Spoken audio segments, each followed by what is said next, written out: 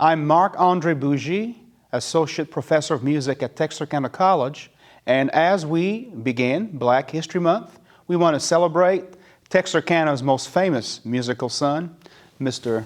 Scott Joplin. Scott Joplin was born around Texarkana in 1868, we think, or maybe 1867, because he was born right after the Civil War, and record keeping in those days was average at best. But we know he was born near Linden, Texas. His family was in the railroad business, and his mom worked in Texarkana in houses. And young Scott was able to go with his mom and play the pianos of the people she worked for. And it became very obvious early on that Scott had a fantastic musical talent for the piano. And folks in Texarkana got their monies together to pay for musical education for Scott Joplin. And he studied under a European teacher who lived in Texarkana back then, Julius Weiss. As a means of income, Joplin started playing music in clubs and different establishments in the region. Scott Joplin did not invent ragtime, but he was the first composer to truly write ragtime music of a very high quality and establish the genre as the preeminent form of American popular music. Joplin really became a household name with the publication of his rag, The Maple Leaf Rag, in the 1890s. And that provided him with steady income from the publisher and a way to have more time to further compose ragtimes. In the next 5-10 years, he wrote the famous Entertainer Rag, Cascade Rag, the Pineapple Rag, the Magnetic Rags, all pieces of music that became household popular hits of the late 1890s, early 1900s. Sadly, he died thinking that the music could not be appreciated in its own time, but he had this intuition that as people got to know his art, his work, he would gain the appreciation he deserved. And Joplin was right. Here we have an example of a player piano, which was a very popular instrument in the late 1890s, early 1900s. This instrument came of age because of electrical power and Americans having access to electricity at home for appliances and gramophones and these new inventions that were appearing at the turn of the century.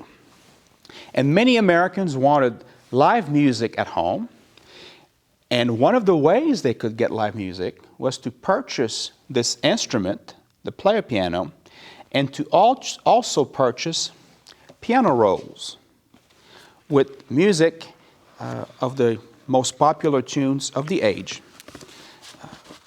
Back then, piano rolls were sold just like people bought CDs or LPs in the last 20, 30, 50 years.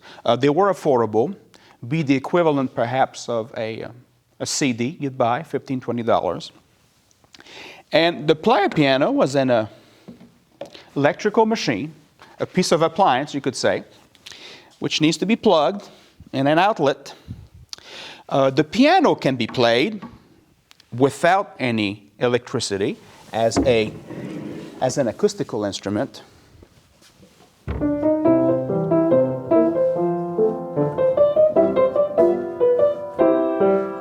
Okay, so it functions as an acoustical instrument, but more importantly, function as a way to reproduce the most popular hits of the age.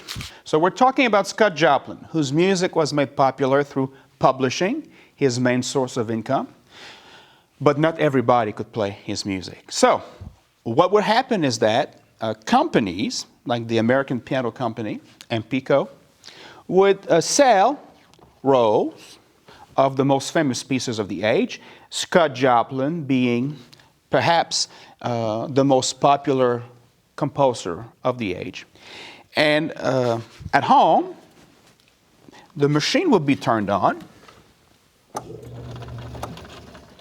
There's a motor in there, okay? Okay.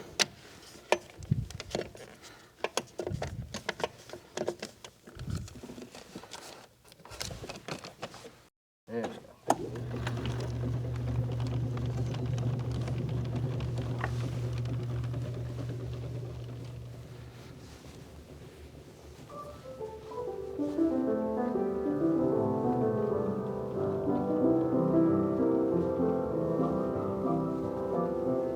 The only drawback of the player piano, if we want to say it is that there's only one piece of music per roll.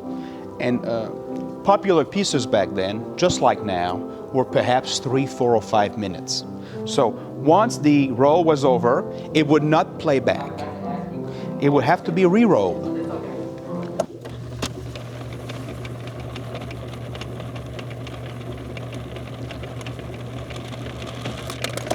Much like a VCR tape or a cassette that would need to be re-rolled. If you wanted to hear the music again, you could hook it back up and play it. Or simply put the roll back in its box.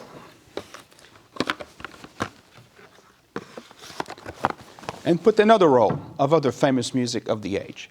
And Joplin, for all American musicians, is an inspiration, having fought all sorts of limitations in his surroundings and social circles to get the education he needed, put the music down, get it published, and leave it behind for generations to enjoy.